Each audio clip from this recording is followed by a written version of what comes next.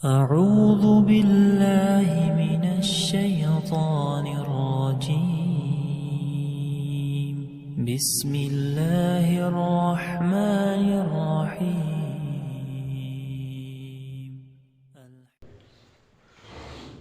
اللہ تعالیٰ کا بہت بڑا احسان ہے، بے حد شکر ہے کہ اللہ نے ہمیں فجر کی نماز با جماعت ادا کرنے کی توفیق عطا فرمائی. اللہ سے دعا ہے اللہ تعالیٰ اپنی رحمت کے ساتھ قبول فرمائے اور باقی نمازیں بھی اللہ تعالیٰ ہمیں جماعت کے ساتھ ادا کرنے کی توفیق عطا فرمائے. اس آیت کے اندر اللہ تعالیٰ نے بہت ہی خوبصورت بات بیان فرمائی ہے. اس آیت کے اندر اللہ تعالیٰ نے جناب محمد الرسول اللہ صلی اللہ علیہ وآلہ وسلم کی ذات کو مخاطب کیا ہے. اللہ فرماتے ہیں وَإِذْ قُلْنَا لَكَ، جب کہا ہم نے آپ سے، اِنَّ بے شک ربک، آپ کا رب، احاط بالناس، لوگوں کو گھیرے میں لیے ہوئے ہیں. یعنی اشارہ ہے اہل مکہ کی طرف. جب وہ آپ کی شدید مخالفت کر رہے تھے اہل مکہ والے، تو جناب محمد الرسول اللہ صلی اللہ علیہ وسلم کو نقصان پہنچانے کی اور آپ کو زیر کرنے کی پوری کوشش کر رہے تھے. تو اللہ تعالیٰ گویا اس آیت کے اندر نبی پاک علیہ الصلاۃ والسلام کو تسلی دے رہے ہیں کہ وہ جتنا مرضی زور لگا لیں آپ کو نقصان نہیں پہنچا سکتے، کیونکہ وہ ہماری گرفت کے اندر ہیں. ہم نے ان کو گھیرا ہوا ہے. احاطہ کا مطلب ہوتا ہے کہ پوری طرح اللہ فرماتے ہیں ہمارے کنٹرول کے اندر ہے، وہ ہماری گرفت کے اندر ہیں، وہ ہمارے علم کے اندر ہے، وہ ان کا ہر لمحہ ہر پل ہم اس سے باخبر ہیں. تو آپ پریشان نہ ہوں اے محمد صلی اللہ علیہ وسلم، آپ اپنی دعوت کو جاری رکھیں. وہ آپ کی دعوت کو نہیں روک سکیں گے، جتنا مرضی زور لگا لیں وہ آپ کی دعوت کو نہیں روک سکیں گے، کیونکہ وہ ہماری گرفت کے اندر ہے. تو جناب محمد کریم علیہ الصلاۃ والسلام کو اس آیت کے اندر تسلی دی جا رہی ہے کہ آپ پریشان ہوں، وہ ہماری گرفت کے اندر ہیں، وہ جو چاہیں کر لیں، آپ کا بال تک بیگا نہیں کر سکتے، کیونکہ وہ ہماری گرفت کے اندر ہیں، ہمارے کنٹرول کے اندر ہے. اور آگے اللہ تعالیٰ فرماتے ہیں وَمَا جَعَلْنَا الرُّؤْيَا، اور نہیں بنایا ہم نے اس رؤیا کو، اس منظر کو، اللتی، وہ جو آریناکا کا دکھایا ہم نے آپ کو. یعنی وہ جو منظر ہم نے آپ کو دکھایا ہے، اشارہ ہے معراج کی طرف. جب نبی علیہ الصلاۃ والسلام معراج کے اوپر جاتے ہیں، بہت زیادہ زمین کے اوپر بھی اور آسمان کے اوپر بھی عجیب و غریب چیزیں دیکھتے ہیں. جو مناظر میرے نبی علیہ الصلاۃ والسلام نے دیکھے، جنت دیکھی، جہنم دیکھی، اور بھی کئی مناظر دیکھے، اللہ تعالیٰ نے آپ کو دکھائے، آپ نے آنکھوں سے دیکھا. جسمانی طور پر اللہ کے نبی آسمانوں کے اوپر تشریف لے گئے تھے، وہ سارے مناظر دیکھے، اور جب آ کے اللہ کے نبی نے لوگوں کے سامنے بیان کیے تو وہاں پر یہ مناظر آزمائش بنے. اللہ فرماتے ہیں جو کچھ ہم نے آپ کو دکھایا، جو مناظر ہم نے آپ کو دکھائے، الا فتنۃ للناس، وہ لوگوں کے لیے فتنہ بنے، لوگوں کے لیے آزمائش بنے. کیسے آزمائش بنے؟ اللہ نے آزمایا کہ قوی ایمان والا کون ہے، مضبوط ایمان والا کون ہے، سلیم القلب کون ہے، اور ضعیف ایمان والا کون ہے، مریض القلب کون ہے. تو جو قوی ایمان والے تھے وہ تو فوراً مان گئے کہ اللہ کے نبی سچ فرما رہے ہیں، کہ آپ رات کے کچھ حصے میں آسمانوں کے اوپر گئے، آپ نے جنت دیکھی، جہنم دیکھی، اور بھی مناظر دیکھے. تو ایمان والوں کا تو عقیدہ ہے کہ نہ اللہ جھوٹ بولتا ہے، نہ محمد الرسول اللہ صلی اللہ علیہ وسلم جھوٹ بولتے ہیں، نہ جناب جبرائیل علیہ الصلوۃ والسلام جھوٹتے. ان کا تو عقیدہ ہے کہ یہ بات بالکل سچی ہے.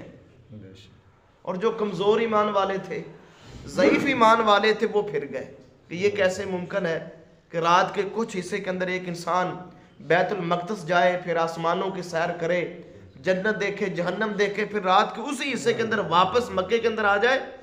انہوں نے کہا کہ یہ تو ناممکن ہے.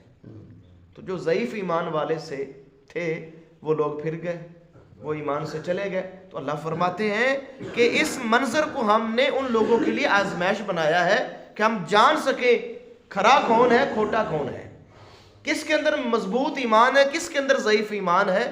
اللہ فرماتے ہیں یہ منظر ہم نے اس لیے آپ کو دکھائے۔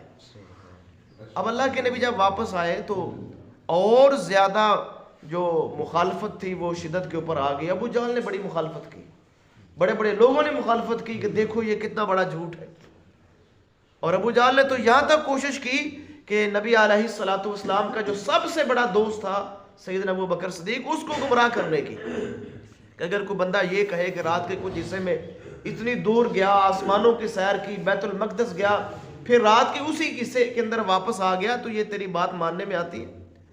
تو سیدنا ابو بکر صدیق نے فرمایا اگر یہ بات میرے نبی نے فرمائی ہے تو بالکل سچی بات ہے۔ اسی دن سے آپ کا لقب پڑا تھا صدیق، جس نے صداقت کی، جس نے نبی علیہ الصلوۃ والسلام کی سچائی کو فوراً تسلیم کیا۔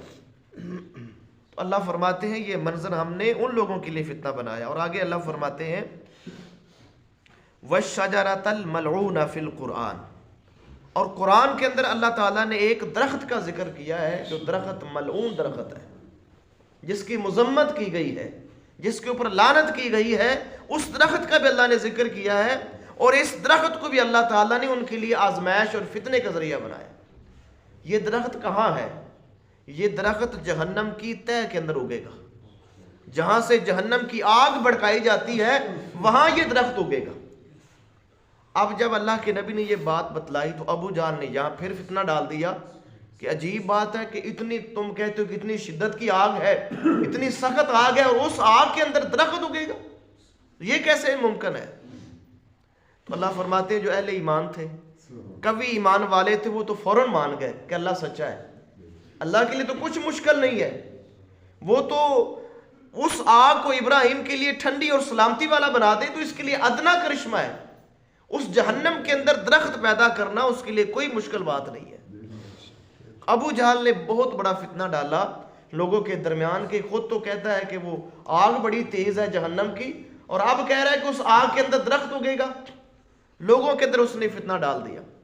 تو اللہ فرماتے ہیں میرے لیے کچھ مشکل نہیں ہے، میں تو جہاں چاہوں جو چاہوں جس وقت چاہوں میں یہ سارے جو مناظر اللہ کے نبی کو دکھائے اور جو دنیا نے دیکھے، اللہ فرماتے ہیں یہ تو میری قدرت کے ادنا کرشمے ہیں، یہ تو معمولی کرشمے ہیں، میں تو اس سے بڑا کر سکتا ہوں۔ تو یہ درخت کون سا ہے میرے محترم بھائیوں؟ قرآن کے اندر 2 صورتوں میں اس کا ذکر ہوا ہے، سورہ صافات ہے اور سورہ دخان ہے۔ اس درخت کو کہتے ہیں زقوم کا درخت، یہ جہنمیوں کا کھانا ہوگا، کانٹے دار درخت ہے، یہ جہنمیوں کو بطور کھانا پیش کیا جائے گا، اور یہ جہنم کی تہہ میں جہاں سے آگ نکلتی ہے وہاں اگے گا۔ تو اللہ تعالیٰ نے اس کو ملعون کہا ہے، یعنی اس کی مذمت کی ہے کہ یہ مذمت کیا ہوا درخت ہے، کھائیں گے وہ لوگ جو مذمت کیے ہوئے ہوں گے، لہٰذا ان کی خوراک بھی وہی ہے جس کے اوپر اللہ کی لعنت ہے۔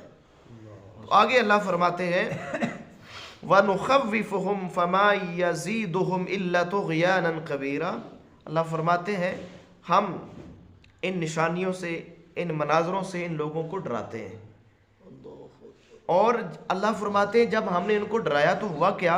فَمَا يَزِيدُهُمْ إِلَّا طُغْيَانًا كَبِيرًا، ہماری اس ڈر کی وجہ سے یا ہمارے اس ڈرانے کی وجہ سے یہ لوگ اور سرکشی میں بڑھ گئے، یعنی اور دور چلے گئے۔ معلوم ہوا میرے محترم بھائیوں قرآن فائدہ مند اس کے لیے ثابت ہوتا ہے جس کا سینہ تعصب سے انا سے پاک ہوتا ہے، اس کے لیے قرآن رحمت کی بارش بنتا ہے۔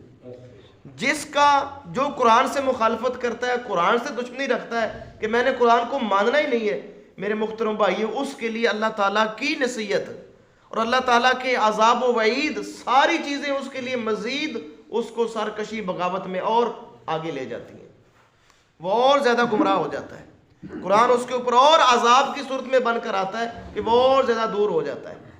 اللہ فرماتے ہیں چاہیے تو یہ تھا کہ ان مناظروں کو دیکھ کر، ہماری ان نشانیوں کو دیکھ کر وہ ایمان لاتے، ہمارے قریب ہوتے، لیکن وہ اور زیادہ گمراہی کے اندر، سرکشی کے اندر چلے گئے۔